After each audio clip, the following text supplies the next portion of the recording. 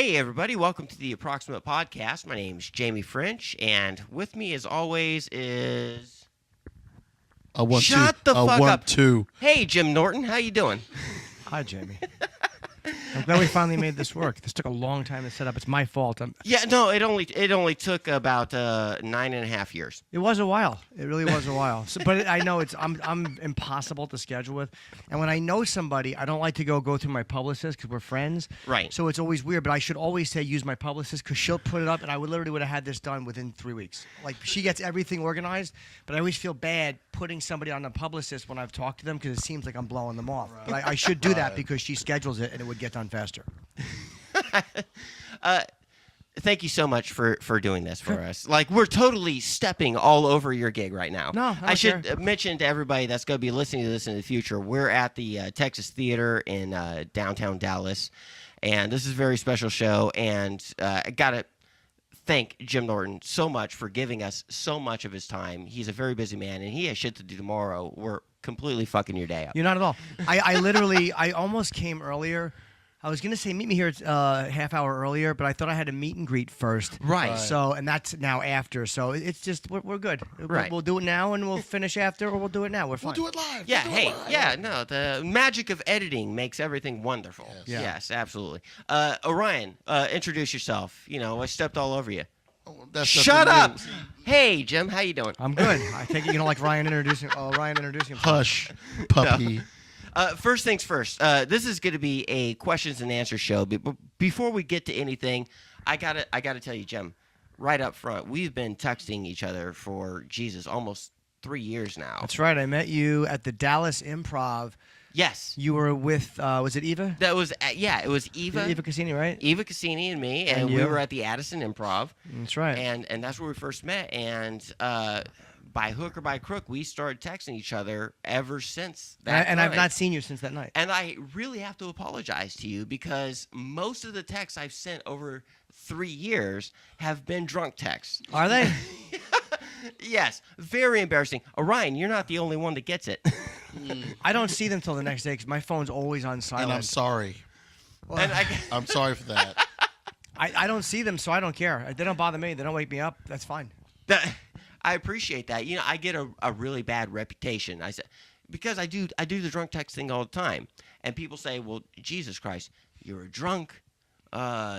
You're an angry guy when you fucking when you're drinking. You Are you an black angry out. drunk? Are you an angry drunk? This is what people tells me. They say you black out. Oh, you go ahead and you go to bestiality forums and people, you know, you go and you dive in and you like try to find dudes that want to like mate canines to dudes and you go.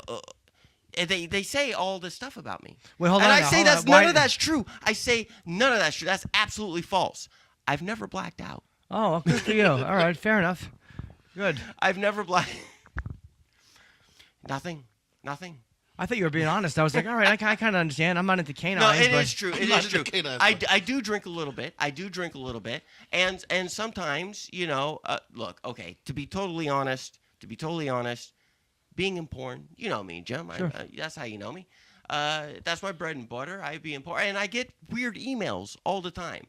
And sometimes I get emails from guys that are like into bestiality stuff, and they send me, you know, pictures and requests of things that they might want me to do. And I got to say, absolutely, I delete those things. Well, I mean, I print them out first. Right. Yeah. Did you delete? So you have them in case there's a problem. Yes. Understandable. Or if she's out on a whim. Yes. So, Jesus Christ, nobody's playing along. Here, guys, listeners of the show, this is a questions and answers show. So let's just dive right into it. Is everybody game? Sure, of course. All right. So right off the bat, we have a question from fucking Orion. You have the first question. I get to. Here's to your talk? chance. I get to talk during this show. Well, if maybe. Maybe. No, Okay. shut up. See, Anyway, that's what I'm talking about right there. go ahead. With regards to Jamie, why do you give her any time? I like Jamie. You know, Well, it's because I got the dits. The dits. See, Exactly. How can you be drunk now? You haven't drunk anything yet. It's the tits and the dicks. Let's not pretend that this is a meritocracy. this is because I got tits and a dick that this show is happening at all. No, you're the first trans podcast I've ever done. Oh. Everyone always has tits or Now, a dick. wait You're a the minute. first combination. Are you kidding me? Now wait a minute. And all the time you've known Bailey J, you never did her podcast? No. She's Really? Never. Really? Bailey's a good friend of mine. And no, I've had her on projects that I've done. Right. She's been a co-host on my Vice show and the IFC pilots I did. They didn't get picked up, but Bailey was my co-host. But no, I never did her podcast. I think her and Matt would have me on. We just never happened. So you're the first. There you have Well, it. now I feel special, but it's not my time to gloat. Ryan, you have your first question. Now, Let's go ahead. We're all killing kid- time. all- This all guy kidding gets to get on aside. stage. Shut the hell up. I'll do my best. All kidding aside, my first question is about Tough Crowd. It's been about 12 years. Into the mic. Check. There you go. The 3-finger rule really works. Really does. It's been about 12 years since it's been on. Do you miss it? Do you miss the guys? Yeah, it's fine. That's one of those things I get the most questions about because we didn't realize when we did it how much younger comedians were gonna love it. Like young comics will tell me all the time, like Tough Crowd made me want to do comedy. And when you're doing something like that and you're only getting 2 years out of it and the network is fucking with you and we didn't feel like we were going to get a third season and we didn't. I didn't realize that Patrice was going to die young. I didn't realize that Greg Giraldo was going to die young. Yeah. So you don't realize these things are going to happen. So you kind of don't realize when you're doing it what you're involved with. Right. It won't come back, but do I miss it? Yes. Could we do it now? No. I talked to Colin the other day. I called Colin on Monday. He's one of my closest friends. I'm in touch with him all the time. I'm in touch with Keith Robinson. I still see at the Cellar. All the guys from the show, except for Greg and Patrice. Right. We couldn't do it again, though. We could have done it without Greg or without Patrice. It wouldn't have been the same, but we cannot do it without both. Right. Is it because of the personalities, or is it a money thing, or is it because it can't be part of the zeitgeist right now? We just can't do it without them. No one has wanted to put it back on. We probably could find a place for it, but the reality is I don't know if Colin wants to do that, and it wouldn't be the same. It wouldn't have the same soul it had and the same energy. Nick DiPaolo I still talk to all the time, and we're all still friends. But without those guys, without one of them at least, we couldn't do it. Right. We were lucky we got away with what we did. We used to air at 11:30 at night. I think the Daily Show aired at 11, and we would air at 11:30. And the next night, they would replay both at 7 and 7:30. The Daily Show is a replay from the night before, 7 p.m., and ours was 7:30. Right. And we did extremely well in the ratings. We had a lot of viewers, but the network got a lot of complaints because we did rape jokes, we did race jokes. The Tough Crowd addressed race very honestly. And they did it with white comics and black comics. There was none of this fucking fake addressing race, which is a bunch of fucking frightened white people going, good point. Like Colin and Patrice would go head to head, and people loved it because they felt like they were hearing two real guys have a conversation, and neither one of them was afraid of the other one. So it was great to hear two guys who you knew liked each other, who you knew respected each other, having a real talk. It was fun. It was a great fucking show, and it was hilarious. We said the meanest shit to each other, and if you ever tried to get an applause break from the audience, you were finished. Like if you ever said some stuff like, the bottom line is this, rape is wrong, and if you looked at the crowd for an applause, fucking Colin would lop your head off. Nice. So the crowd was on board. They were on board. They knew what it was, but it was very honest. It wasn't always funny. It wasn't always correct. Sometimes it was. Well, we always tried to be honest with each other. You got to be honest about how you feel, even if you're an asshole. And sometimes we were just assholes, and it was wrong. I think that's one of the things that people love a lot about Tough Crowd was that it was an honest show, and you could tell it was honest because of the crowd reaction. Very few shows allow for honest crowd reaction. They don't allow you to say anything honestly anymore. People just leave Right. it. But you know what? Now you have podcasts. You don't need it. There's not as much of a need for Tough Crowd anymore either, because anything we said on that show, you can go on 200 podcasts and say that didn't exist in 2002, 2003. Right. So there's not as much of a need for it anymore. Because there's so many ways. Like this YouTube. You're like back in those days, having a show like Tough Crowd, you had an opportunity to break ground, but now in this day and age, there's no need to break ground because there's a kind of freedom amongst all people to say whatever they want that didn't exist back in 2002. So breaking ground is kind of passé because everybody has a voice now. Well, does that make sense? Well, yes, but it's also what's considered groundbreaking changes. Like now, a lot of the stuff we talked about then was considered inappropriate too, like the tone of the jokes, because Nick DiPaolo is very rough. Yeah. Patrice was very rough. Geraldo was very. All of us were known to be kind of harsh. Right. And that was political correctness. Was kind of fucked Tough Crowd over a little bit. It's the same now, just a little harsher. But what's groundbreaking is it changes from generation to generation. Talking about Catholicism is not groundbreaking. Nobody gives a shit now. Right. But when Lenny Bruce did it, it ruined his career. Right.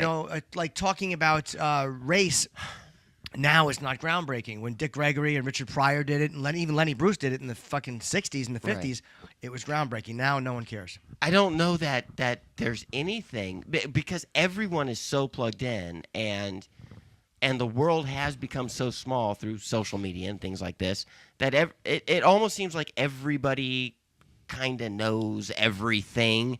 And so what do you say to put people on edge, to make them think? We kind of all know so long as you're the kind of person that's willing to pay attention to what's going on, so long as you're plugged in to the information feed that we all have access to, is there a platform for folks that want to push the edge? Is pushing the edge even a thing that exists anymore? It technically is, but I don't believe in it, and I never think. My job is never to make people think. Like, I have to be honest and funny. That's it. I don't have to be right.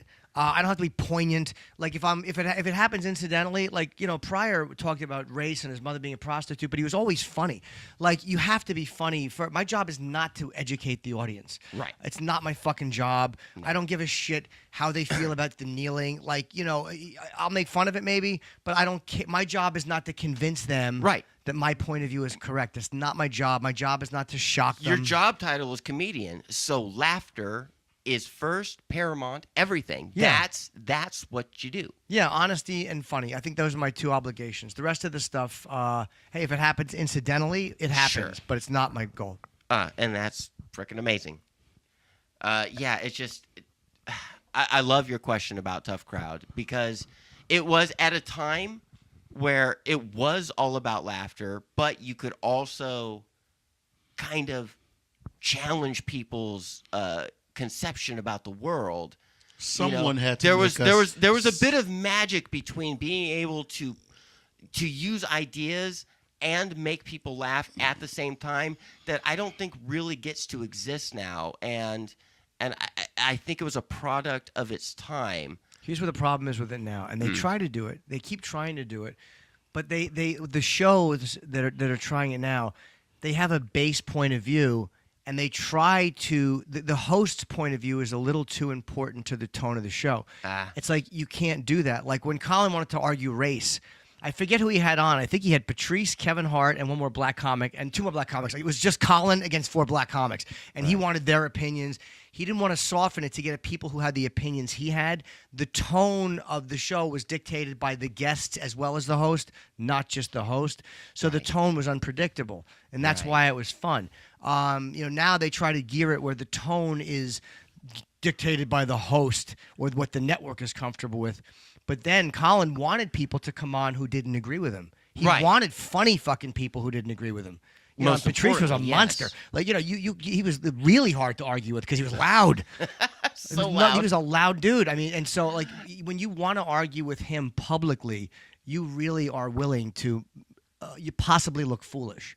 Absolutely. So Colin was willing to possibly look foolish. Because Patrice was not only loud, but he was oftentimes correct. Most times he was correct. Yes. No, I'll say.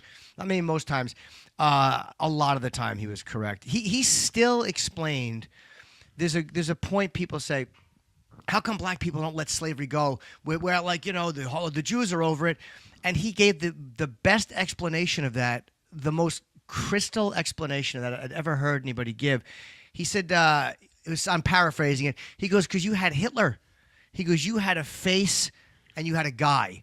And then when he was dead, that guy was dead and you moved on. But with slavery, there was no face and there was no one guy. And he walked through this really smart explanation. It was just like, oh, okay, that makes perfect sense. He was the first guy I'd ever heard put it into such a kind of a, you know how Neil deGrasse Tyson will explain science in a way that fucking idiots can understand Succinct. Yeah, he had a great way of explaining that. I'd never heard it phrased that way. So yeah, he was a brilliant guy. And I know that's not the topic of this whole thing, but but I never get tired of talking about him because he was the mistake people made when they argue with him is he was loud and he could out yell you. Yeah. But he was also smarter than most of the people he argued with, and he was funnier than all of them. So to listen to people And that's be what taken back by how smart he was, Yeah. was always funny. Guys who underestimated the fact that he was going to run circles around what you and were saying. I think he knew it too, and that's what allowed him to be loud. When he was No, he was just loud because he was loud. He was just a fucking. There was no thought, but why Patrice was just loud because he liked being loud, and he was that guy. He was a loud, he happened to be a genius, but he was a loud, obnoxious motherfucker too. Those were two different things that he was. Really? Yeah, they went hand in hand. But one did not spur the other. Patrice was just loud, a loud, funny, obnoxious guy, and he liked being loud. Well, thanks. And he would say that to you. Thanks for clearing that if up. you yelled at him, because I romanticized Patrice O'Neal in that way. He would say that. I've seen him say that to people where you would argue with him, and he would go, "You're not gonna be louder than me," and you're like, "No, you're not. You're not gonna be louder than this fucking dummy." He just had a loud voice, a big booming voice. Okay, so let's tie a bow on that one. Let's move on to another question before you have to get Sure. the hell out of here. Yeah, no, we're good. Let's see. Go on now. Okay, so our second question. That was our first question. Thank you, Orion, for that question. No. Thank you for tough crowd, dude. Really. Thank you, man. Really. Yes, I appreciate that. absolutely. Thanks for making us so fucking uncomfortable. It was pathetic. Uncomfortable is okay. But there's nothing wrong with it. No. That's to me that was the statement that shows that there's nothing wrong with being uncomfortable. Sure. If it makes you, let out what you need to feel about of the events that were going on. Yeah, and you're hearing people talk honestly, and sometimes they're funny, and other times we miss the mark. That's okay. Okay, so we're going to get to our second question. This one is from a good friend of mine, an LA comedian out of, you know what I almost said? An LA comedian out of LA. Drunk. No, stupid. Carrie Martin, a really good friend of mine. She co-hosts a podcast called White Wine True Crime, and also a podcast called Pretty Scary through the Unpopular Opinion Podcast Network. I told you. There, you get a plug. I'm gonna get you your questions. Let's see how stupid you sound. I love you, Carrie. She asks, and this is specifically towards you, Jim. First question is, how did you get involved with the UFC? I had interviewed a lot of the fighters over the years, and Dana and I were friends. And then he told me years ago, back in 2007 or 8, I thought I was going to get fired from my radio job. And Dana White and I were talking on the phone, and he asked me how much. He goes, "How much would it cost me to steal you away from that?" But I was under contract. He goes, "We're going to work together someday." And then whatever, it just didn't happen. We stayed friends. And years later, he calls me one day. I'm in wherever the fuck I am in my hotel. And I go, "Hey, man." He goes, "Hey, look, dude, how you want to do the podcast for us with Matt Serra?" I'm like, "What?" He goes, "We're doing a UFC podcast. Do you want to do it? Matt's on. Do you want to do it?" He tells me the fucking money they're going to pay me. He goes, "That's the money if you want to do it." I'm like, "Yeah, I want to do it." I just had to make sure I was allowed contractually. And because Dana and I had that conversation 8 years earlier, I had it put into my radio contract because they won't let me do a Jim Norton podcast. Right. So I had to put in my radio contract that if I ever want to do a mixed martial arts thing, I can. And they didn't. They were like, "Yeah, whatever," and they threw it in the contract. So originally my company said no, and then we pointed out to them that's in. They're like, "Oh yeah, that was smart. You can do it." So that's how I got involved with the UFC podcast. We've been doing it about a year, and it's funny. I was on Rogan's show yesterday, and he said that he really liked our show, which was. I mean, I know Joe for a long time, but I didn't assume he'd ever heard our podcast. But he gave us quite a nice compliment, which was, it's always good. A guy who knows that much, who enjoys the show. Right. It felt nice. Right. Do you hang with Sarah a lot? I love Matt. We don't hang as much because he's in Long Island. He's got a wife and 3 kids. Right. And I'm in Manhattan. But that's the only reason we don't. I talk to him all the time. And Matt Serra is that guy 24 hours. Yeah, that's what I was gonna ask. He is, isn't he? Not an ounce of bullshit in Matt Serra. He's really that dude. And you know what's funny? Matt was on board before I was. And I'm so fucking socially uncomfortable. Like, I'm awful. I never walk up and say hi to people. I always just kind of, it's not that I don't want to, but I'm just never comfortable. And I was at a UFC event. It was like in Vegas a couple years ago. And I saw Matt sitting there. And I know Matt. And I was with my ex-girlfriend. She's probably my best friend. And I'm like, I'm going to go say hi to Matt. Like, I never say hi to people. And I saw Matt. And I'm like, hey, man, how are you? And we had a nice chat. And he's like, Jimmy! And we talked. And I think that when Dana bounced my name off him, it was not long after that, and he realized he had just seen me. So I think that moment kind of had me in his head, like, oh, yeah, that's right, Jim would be great. But it's those weird little moments that you never see coming true. Kelsey, are you going on? It's 8:08, so I'm going to go see if they're about to. That's fine. Cool. All right, cool. No rush. All right, We're okay. just real quick, We're okay. we're okay. Yeah. Okay. Well then, let me. Kelsey, can you let me know when you go on? Yeah. Thank you. This way I'll know we have 20 minutes. What? Can we? Let's start at 8:15. 8:15. Thank you. Cool. Okay, buddy. Okay, so let me get to Carrie Martin's second question. Sure. Let's see. She says, Jim has been performing stand-up for almost 30 years. Is that true? 27. 27. April almost 30 of years. 1990 was my first time on stage. Jeez, wow. Okay, so he's done TV, radio, wrote books. Okay, fair enough question. Which is his favorite to do, and what is his ultimate entertainment goal? My ultimate goal is I would like to get something on TV that lasts as mine. That's something I want to do. I mean, I would like to write another book. I've been a little lazy with that. I mean, I wrote 2, and then most of my writing went into stand-up material. But of the 3, I can't say I like one. I love being on stage, and I love radio. It's hard to say which is better because they're different. It's like, do I like oral or anal? I mean, I like both. They're different, though. Because, one, you're getting feedback from, right, and there's no feedback in radio. But the fact that I'm not getting audience feedback kind of makes it fun because you can talk for a little while and you don't have to worry about a reaction, so you can go off on long, weird tangents. So I love both. I cannot pick one that I love more. Stand-up can be amazing, and it can suck just like radio. I got to ask, just as a fan. Sure. I got somebody that doesn't know anything from the outside looking in. I would imagine that it is not stand-up your baby. Yeah, it's what I started doing, and it's what I always wanted to do, and it's like where I'll always make my living. But you never went into it like a lot of comedians do. You never went into it just as a stepping stone towards something else. No, this was the beginning, middle, and end for me. I found radio 10 years into stand-up. Right. So it wasn't planned that I would do radio. I never planned that radio would be like one of my main sources of connection with people.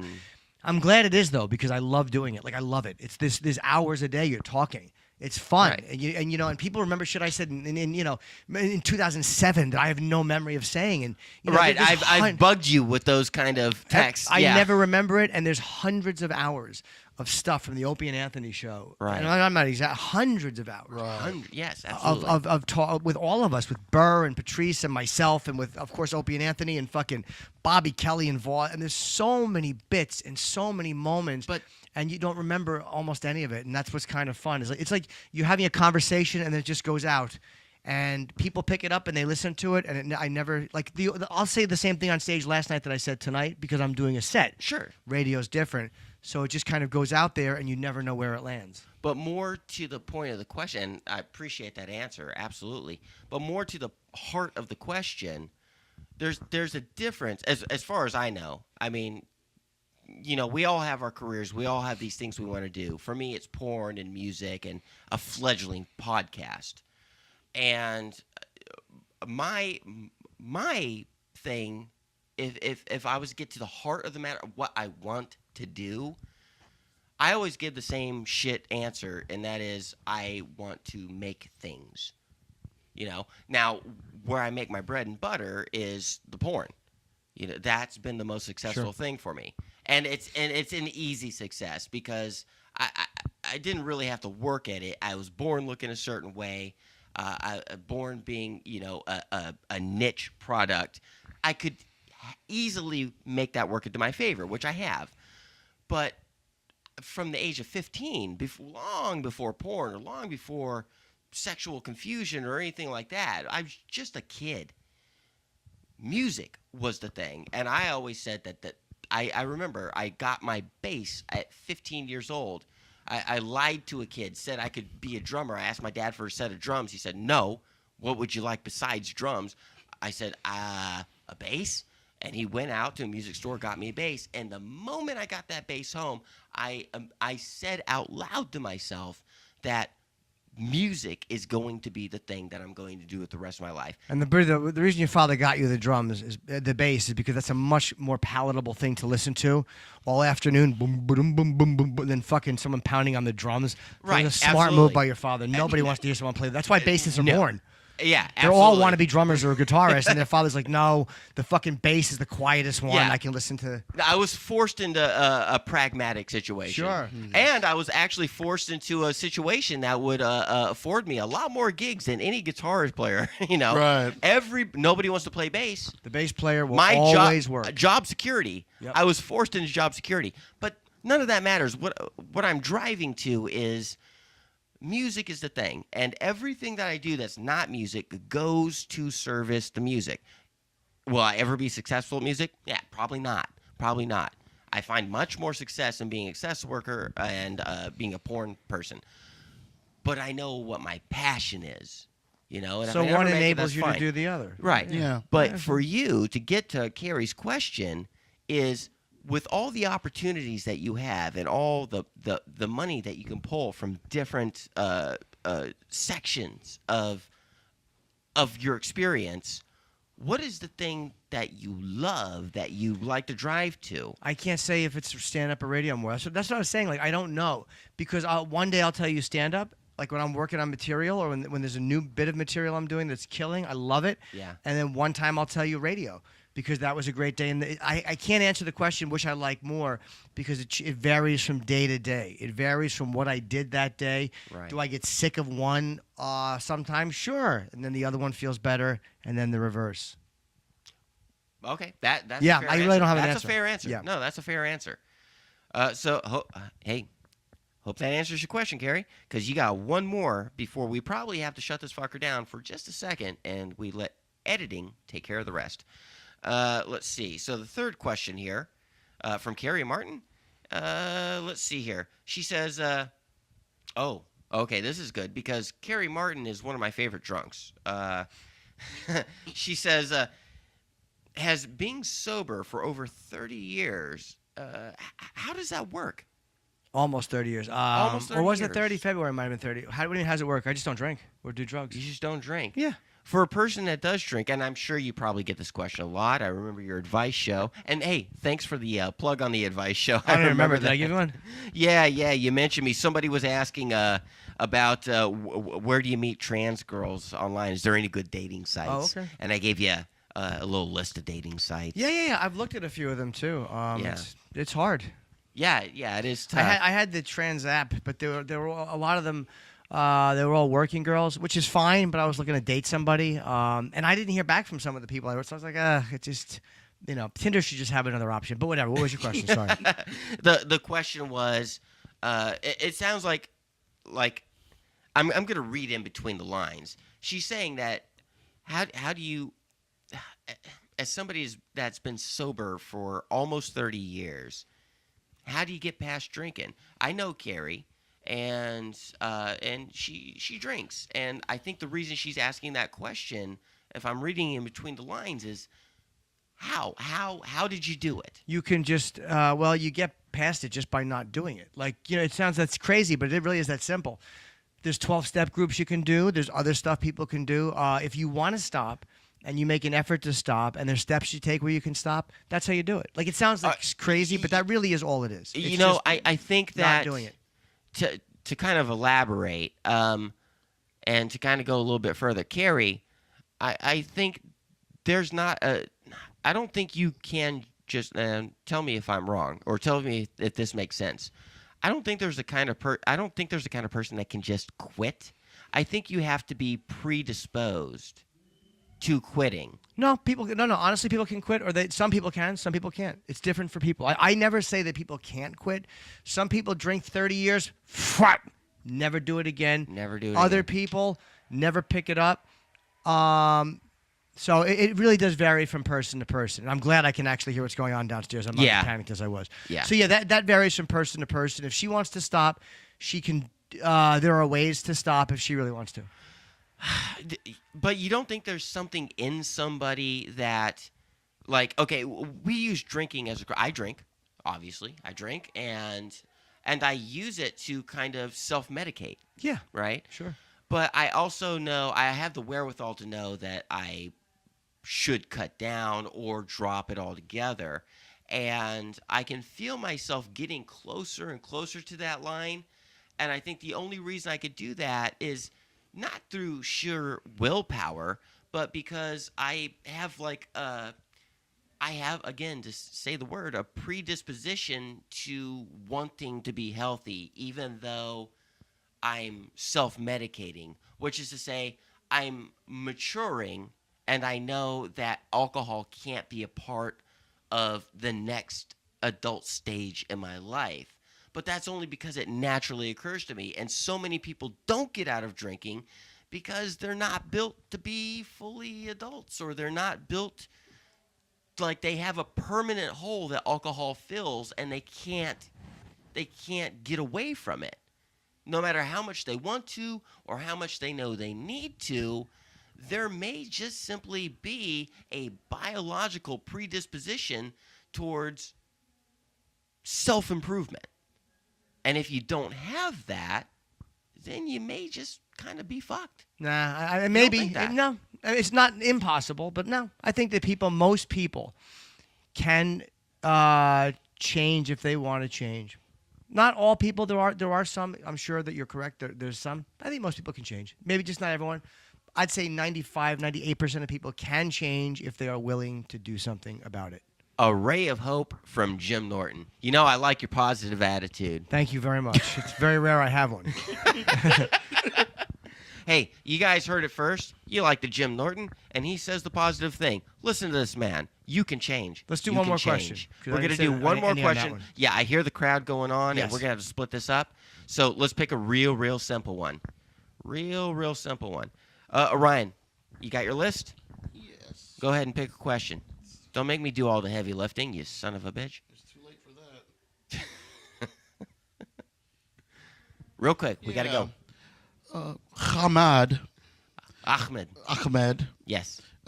He has a question. It's very simple, but I want to hear the answer. All right. How do you start a podcast? Geez. Who's that going out to? Actually, Anybody? I want to go with Jim here. It depends. I don't have my own podcast. I do Chip Chipperson, which is a character I do, so I start that a certain way.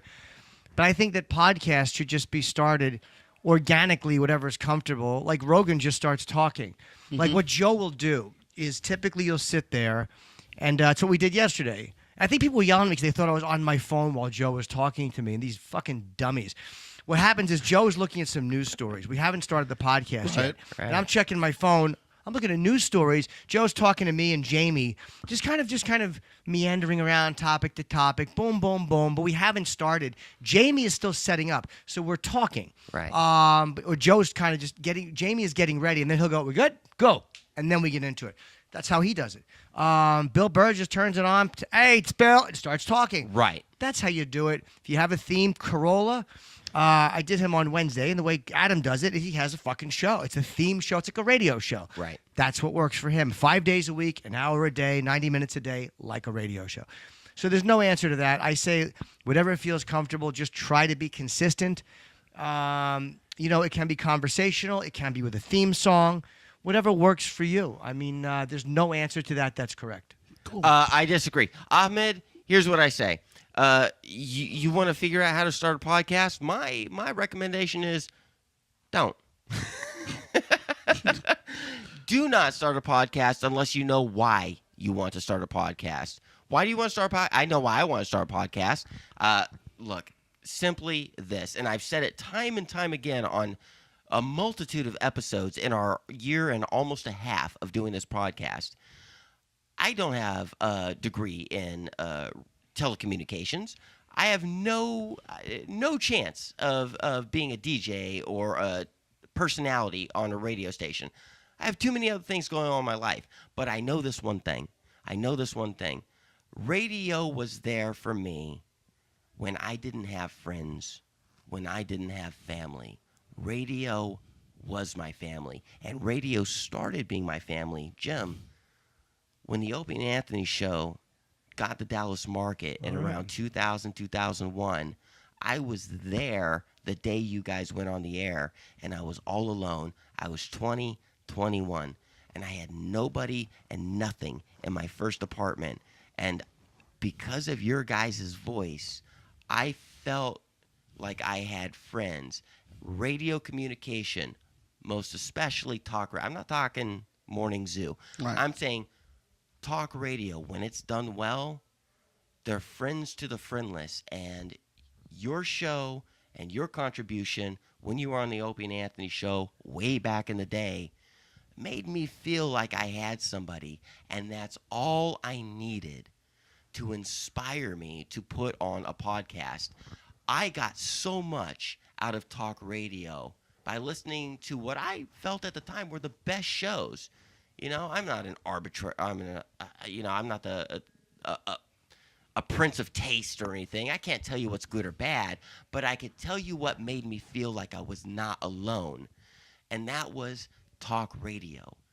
And so when I had the means to do so and the time to do so, I wanted to throw my hat in the ring and be the kind of show for people like shows were there for me. Now, I'm almost 40. I'm 38 years old. But when I was 20, I needed radio more than anything. But now we're living in a different time, and so we get podcast. And I think, dude, Ahmed, if you really want to start a podcast, do it for the right reasons. Have something you're passionate about to talk about, or just want to be there for other people, for people that ain't got nobody else, because that's the only reason I'm doing it. It was there for me, and I want to pay it back. And I think that's a good thing to do. And the technical stuff, fucking going up to fucking Guitar Center with a little less than $500 will get you you got Google. We all know how this shit works. You want to put together a podcast, watch some tutorials, grab your gear, and make sure before you press a fucking button, you have something that you want to say that you actually believe in and care about, or else your podcast is bupkis. Doesn't mean nothing. All right, this one's from David, and this one's going to Jim. If you could be in any band, what band would you be in? What instrument would you play? And groupie doesn't count. That's a good question. What band would I be in? See, my favorite band is Sabbath. I love Yes. Motorhead. I love Kiss.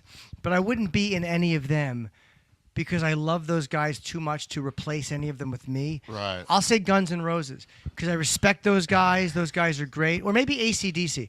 I'd be the second guitarist behind Angus. I'd be the rhythm guitarist behind Angus in AC/DC. So fuck That's my Malcolm. answer. No, Malcolm. I mean, if I had to choose somebody, that's the one I would choose. I would But take now, AC/DC. out of Black Sabbath's long, illustrious career, there's not anybody in that lineup Nope. that you would replace. Nope, not Geezer, Through not all Tony, their not Ozzy. iterations. No. Not because the original four are the only ones I care about. Oh. Right. And I love Dio too, so I'm not replacing anyone. No, Gotcha. I would say I would take an AC/DC or in GNR. All right. Fair enough. And what instrument? A guitar. Guitar. Yeah. Guitar. What a badass. Yeah, no love for the drummers. No, there's too much. Their shoulders go and their elbows go. It's too physically demanding. I feel much better now. Thank Yeah. you for looking at my bleak future. That's a hard job. Being a Yeah. drummer is a grueling gig. So wait. Well, hold on. Before we're gonna move on real quick. But you wouldn't take Ian Gillian's position? That's an no, easy one to replace. I wouldn't And because- you get to be front man. I don't want to be frontman. Ozzy was the frontman. Dio was the frontman. And I even liked Ian Gillian on that one album. Look at this. I Look don't at need this. it. Right. No, I would not do it. No. Fair enough. Hey. Fair enough. This one's for Here's you. what This yes, one- I would. What? I'd play keyboards instead. I would play keyboards. Someone played You know- keyboard in Sabbath, I would do that. Yeah. Fucking awesome. 3 notes, all the money, all the backstage fucking blowjobs. That's a Yes, great that I would gig. do. You could do that now. That I would do. Yeah. Somewhere there's a band playing Sabbath Stone as we speak. No, Adam Wakeman is their keyboardist. I would do Yeah. that. I like Adam, but I would take that job. Yeah. Wouldn't think twice about it. This question's from Gary. What's the weirdest thing that has ever happened on a porn set? Oh, okay. Who's that directed to? Me? Oh, that's or- to you. To me, Is the it? weirdest thing on a porn set is hard to say because there's so many. I would say this. Yeah. The woman who just died making the bukkake video. What are There wa- you talking There was about? a woman somewhere in Japan or somewhere. She drowned making a bukkake video. Son of a... It was like a gangbang bukkake Are video. you fucking serious? I never Yeah, heard about that. I did hear that, and I would say there's nothing weirder than that.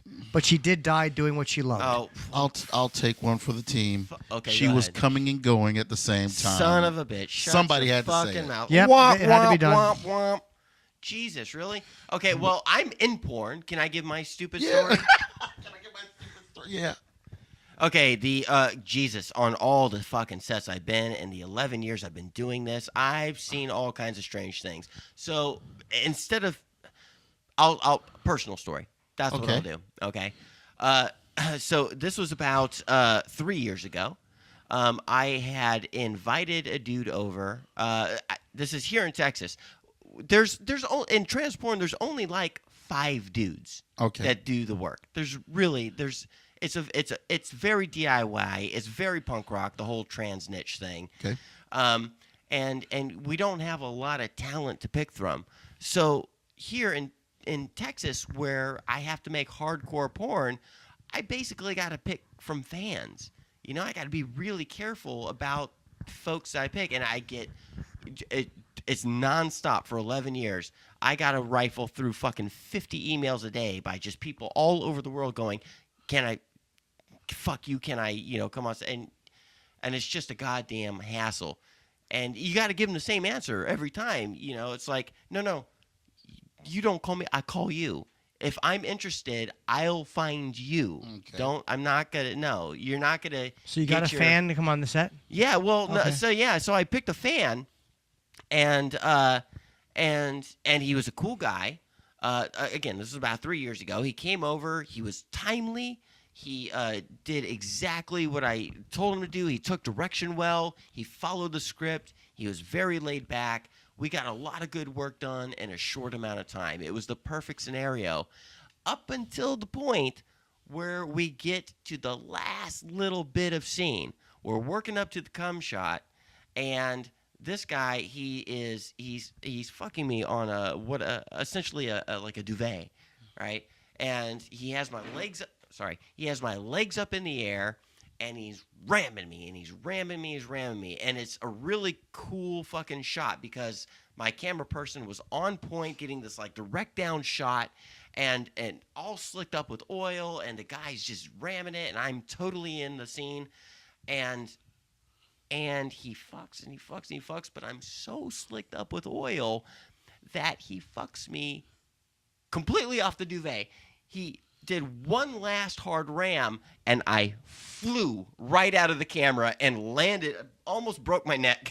And I actually have it as a blooper scene.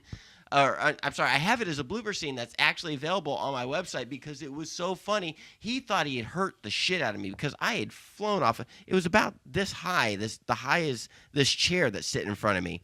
And he's pile driving me with my legs in the air, and I'm ever so increasingly slipping off the edge of the thing, but we're so into it, I don't notice until it's too late. So you're on the floor. Yeah, and then, whoom, and completely smashed onto the ground, and he's immediately goes pale. He's like, "Oh, I'm so sorry, and I'm laughing my ass off. It was the most hilarious thing, and I'll fucking put a link to the blooper in the description of the video here. But that was not so much weird and not so much uncomfortable, but probably the funniest thing that's ever happened on set. On the next episode of Shake Hands with Danger, the porn episode. Okay, so let's go ahead and tie a bow on this thing. We got a lot of questions answered, and Jim, thank you so much. You're welcome. Thank you very much for having us. You're very welcome. I appreciate it.